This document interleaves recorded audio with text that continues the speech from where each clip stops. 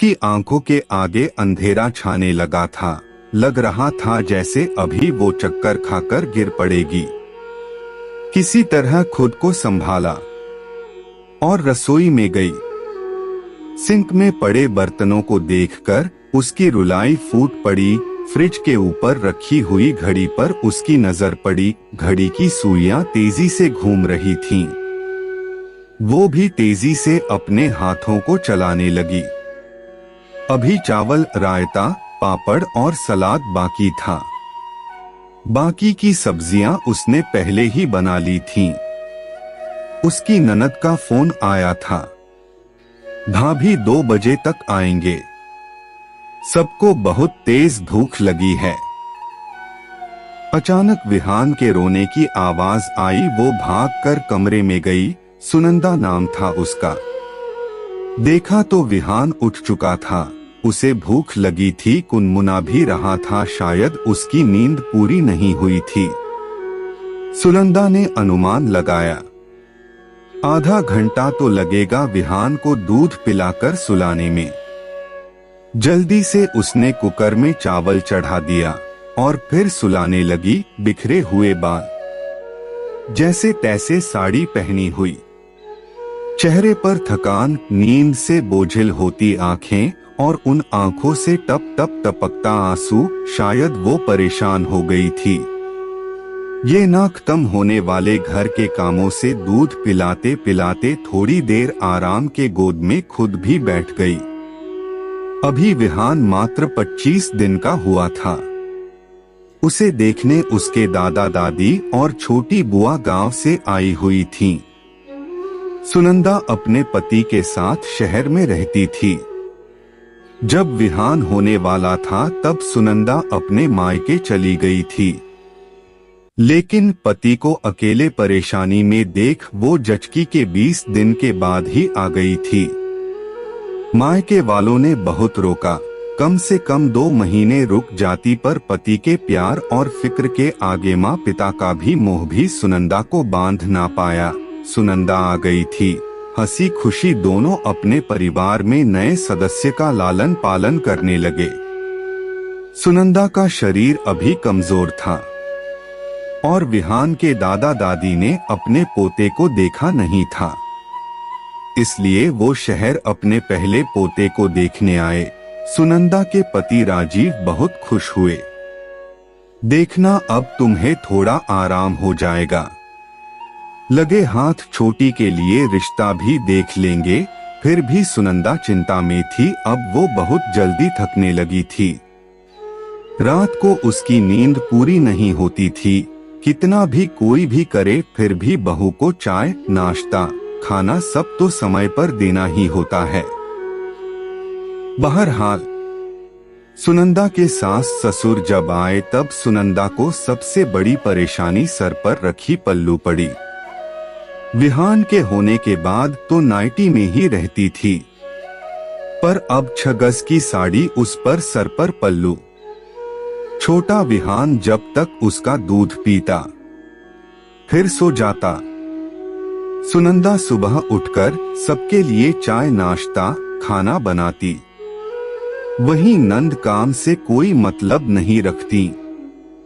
दिन भर टीवी देखती रहती या फोन चलाती। फिर सुनंदा अपने मुंह से कैसे कहती कि थोड़ी मदद कर दीजिए। वैसे भी सुनंदा संकोची स्वभाव की थी।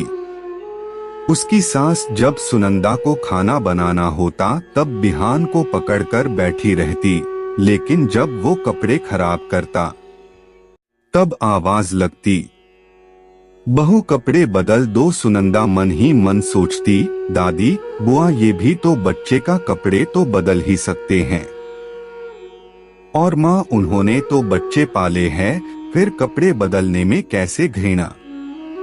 विहान के ढेर सारे कपड़े, घर के कपड़े, खाना, सबकी फरमाइश। सुनंदा थकने लगी थी।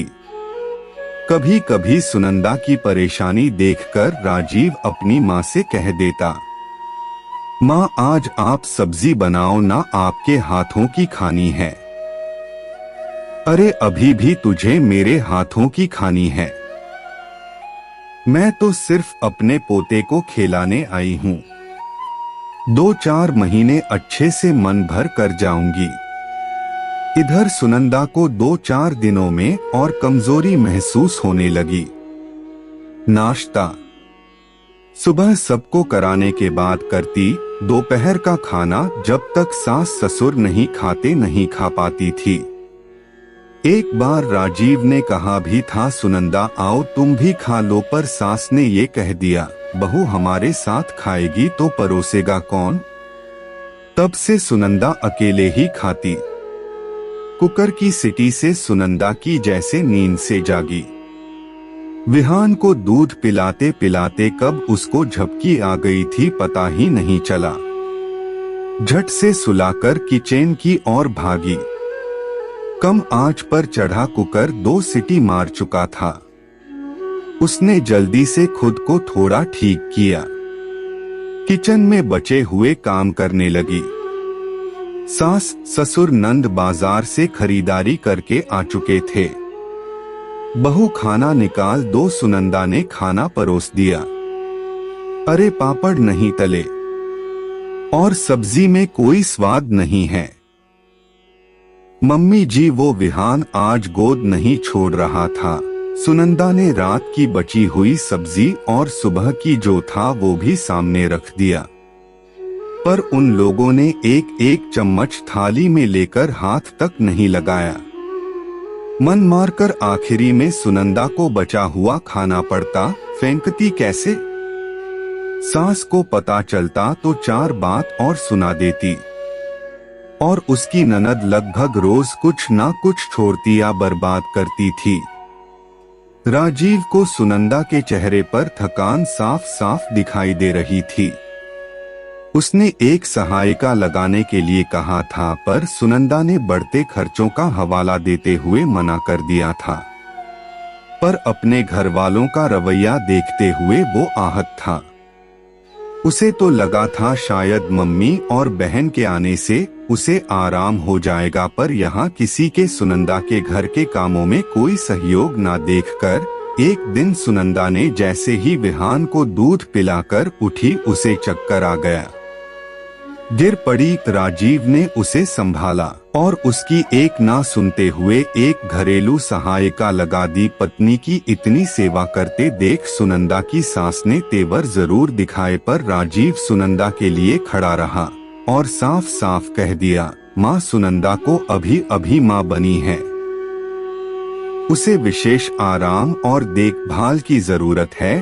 वो चाहती तो कुछ समय और अपने मायके रुक सकती थी, लेकिन उसने मेरे बारे में सोचा। मैंने भी सोचा चलो आप लोग आ जाएंगे तो बेबी को और घर के कामों में मदद कर देंगे, लेकिन आप लोगों से मुझे ऐसी उम्मीद।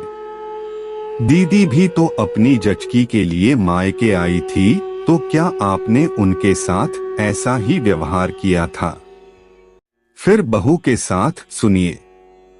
सुनंदा ने राजीव को चुप रहने के लिए कहा, पर राजीव ने कहा, नहीं बस सुनंदा, मुझे लगता है तुम्हारी इस हालत का जिम्मेदार मैं हूं। नहीं आप नहीं, चलो तुमको मैं मायके ही छोड़ आता हूं, जब शरीर को आराम हो जाए फिर आ जाना। घर में कुछ समय तक सन्नाटा पसरा रहा। सब अपने कमरे में चुपचाप थे। तभी रसोई से कुछ बनने की आवाज आ रही थी। धीरे धीरे पूरे घर में घी की खुशबू फैल गई। सास ने कहा, सुनंदा आजा देख, तेरे लिए मैंने गुड़ के लड्डू बनाए हैं। देखना इसको खाने के बाद तेरी सारी कमजोरी भाग जाएगी। तभी सुनंदा की छोटी नंद ने पहले लड्डू लेनी चाहिए, मगर सुनंदा की सास ने कहा, पहले मेरी बहू खाएगी, उसके लिए बनाया है। सुनंदा की आंखें छलक आई। उसने राजीव को प्यार भरी नजरों से देखा। उसने लड्डुओं को एक थाली में परोसा और कहा, चलिए माँ सब एक साथ खाएंगे।